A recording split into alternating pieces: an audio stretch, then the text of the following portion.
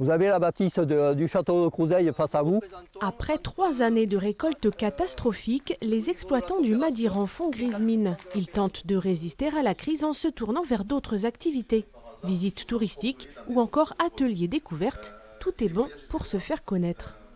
La douceur du chèvre contrebalance bien en fait cette acidité naturellement présente dans nos pâcherins secs. Je prends un petit peu des notes pour mon plaisir, parce qu'après je les relis simplement par curiosité, par goût. J'avais déjà goûté du pâcherin blanc, sec, mais les Madirans, j'aimais pas trop. Je trouvais trop tannique. Mais là, celui-là, je trouve que vraiment ça passe bien. Les vignobles de Madiran et Pâcherins qui ont beaucoup misé sur l'export et la grande distribution, ils tentent désormais de séduire autrement. Ce week-end de portes ouvertes, c'est l'occasion effectivement de faire parler de nous. Depuis quelques années, on a pas mal investi aussi dans le no-tourisme pour faire venir les gens à nous et découvrir nos produits et notre territoire qui a beaucoup à offrir.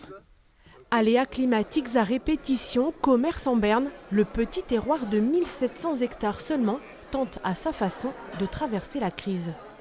C'est plus difficile parce que nous sommes moins connus en étant petits. Par contre, la problématique, elle est moindre que les gros territoires viticoles. Il reste bien entier qu'elle est là, cette crise, et que nous la traversons aussi.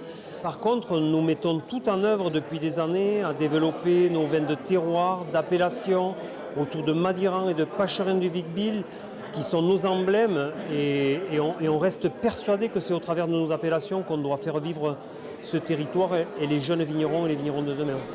Un week-end portes ouvertes bien loin de la crise à Crouseille, comme une bulle de convivialité autour du savoir-faire de ce terroir.